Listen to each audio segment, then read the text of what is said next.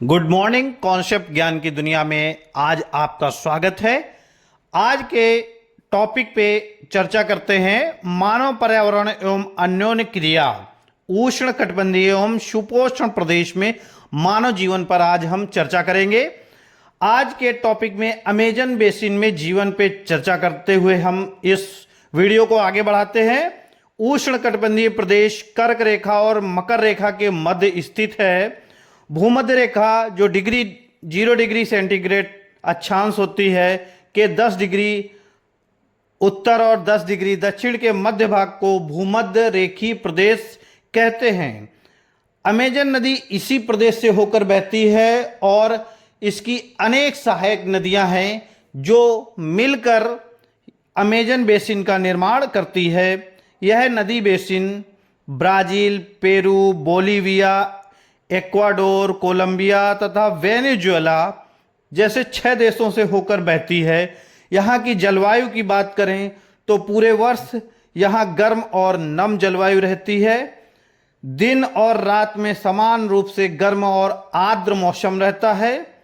यहाँ प्रतिदिन वर्षा होती है और इस प्रतिदिन वर्षा के कारण यहाँ पर वनस्पतियाँ उगाती हैं जिससे सघन वन का निर्माण होता है। घने जंगल जिसको कहते हैं उसका निर्माण होता है और जिसके कारण यहाँ की भूमि प्रकाश रहित और नम होती है, अर्थात यहाँ पे सूर्य का प्रकाश जमीन तक नहीं पहुँच पाता है, इसलिए यहाँ की जमीन नम रहती है। यहाँ पर कुछ पौधे हैं जो परजीवी पौधे हैं जैसे आर्किड, ब्रोमिलियाड जो पत्तियों से जल संचित करते हैं।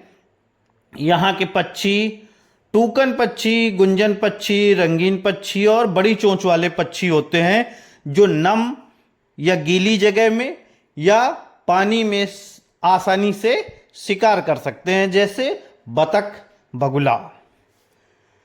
और दूसरे प्राणियों की अगर बात करें तो यहाँ पे बंदर, स्लाथ, चींटी खाने वाले टैपीर, सांप, मगर, अजगर, बोआ, एनाकोंडा, मांस खाने वाली पिरान्या मछली पाई जाती है। यहाँ की कृषि की बात करें तो यहाँ पे कृषि में अनानास, शकरकंद, टोपियोका, कॉफ़ी, मक्का, कोको आदि जो फसलें यहाँ पे उगाई जाती हैं और यहाँ की कृषि कर्तन एवं दहन कृषि पद्धति के अंतर्गत आती है। यहाँ का मुख्य आहार मोनियोक जिसे कसावा कहते हैं। यह जमीन के अंदर आलू की तरह पैदा होने वाली एक फसल है जो यहाँ का मुख्य आहार है। यहाँ के घर जो हैं वो मलोका कहलाते हैं।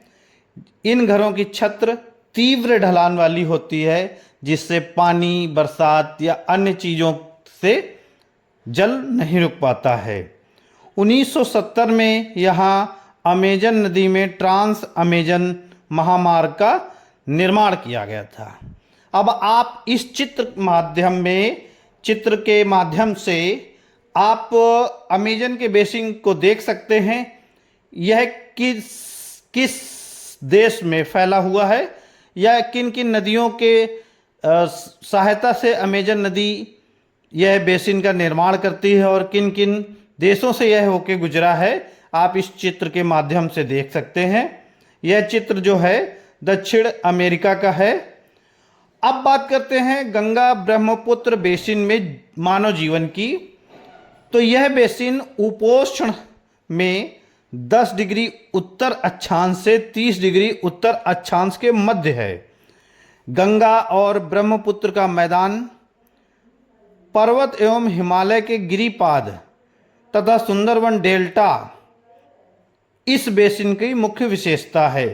यानी पर्वत हिमालय के गिरिपाद से शुरू होकर और सुंदरवन तक की डेल्टा तक यह पहुंचता है और जहां पर यह एक बड़ा डेल्टा बनाता है, यह इसकी विशेषता है। मैदानी क्षेत्र में अनेक चाप झील मिलती हैं।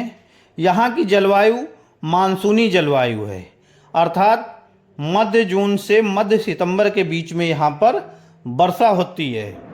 यहाँ पूरे वर्ष वर्षा नहीं होती है। यहाँ की फसल की बात करें तो यह धान यहाँ की मुख्य फसल है और अन्य फसलों में गेहूं, ज्वार, चना, बाजरा, गन्ना, जूट, केले के बागान और चाय के बागान भी होते हैं। चाय के बागान यहाँ असम और पश्चिम बंगाल में पाए जाते हैं और यहाँ पे सिल्क उत्पादन का भी कार्य होता है जो कि बिहार और असम में होता है। गंगा ब्रह्मपुत्र मैदानी क्षेत्र में पाए जाने वाले वृक्ष या पेड़ों की बात करें तो यहाँ पे सागवन, साखू, पीपल और उष्ण पर्णपाती पेड़ पाए जाते हैं। ब्रह्मपुत्र नदी के क्षेत्र में घने बांस और एक सींग वाले गैंडा यहाँ की विशेषता है जो पाए जाते हैं। यहाँ पे डेल्टा क्षेत्र में पाए जाने वाले जीवों की बात करें तो यहाँ मैंग्रोव वन होता है और वहाँ पे बंगाल टाइगर, मगर, घड़ियाल पाए जाते हैं। अन्य वन्य जीव में हाथी, बाघ, हिरण, बंदर पाए जाते हैं। यहाँ पाई जाने वाली मछलियाँ रोहू, कतुला व हिल्सा है। अब चूंकि गंगा और ब्रह्मपुत्र दोनों नदियाँ भारत की मुख्य नदियाँ हैं तो यह नदी बेसिन भारत या भारत के पड़ोसी देश से के पास बना हुआ है। गंगा ब्रह्मपुत्र के मैदान में बसे शहरों की बात करें तो इलाहाबाद, कानपुर, वाराणसी, लखनऊ, पटना और कोलकाता इसके नदी तट पर बसे हुए हैं। सूसू या अंधी डॉल्फिन गंगा व ब्रह्मपुत्र के अलवण जल में पाई जाती है जिससे कि इस नदियों की शुद्ध जल की पता चलता है कि यह इस नदी का जल कितना शुद्ध और स्वच्छ है। अब गंगा नदी को स्वच्छ रखने के लिए यहाँ पर स्वच्छ भारत मिशन की शुरुआत की गई थी जो 2 अक्टूबर 2014 को शुरू हुआ था और उसके बाद नमामि गंगे भी 2014 को ही शुरू हुआ था। इस नदी बेसिन को निर्माण करने वाली 2525 किलोमीटर चलने वाली गंगा नदी और ब्रह्मपुत्र नदी में मिलने वाली नदियों में गंगा नदी में घाघरा, सोन, चंबल, गंडक, कोसी जैसी अनेक नदियां मिलती हैं। इसी प्रकार ब्रह्मपुत्र में चीन में अनेक नदियां मिलती हैं। इसके अलावा भारत में दिबांग, दिहांग, लोहित, सुवनवरी ऐसी नदियां मिलके इसका निर्माण करती हैं। तो गंगा और ब्रह्मपुत्र की सहायक नदियां मिलकर एक साथ अपवाहित होती हैं और इस बेसिन का निर्माण करती हैं। आज के वीडियो में बस इतना ही।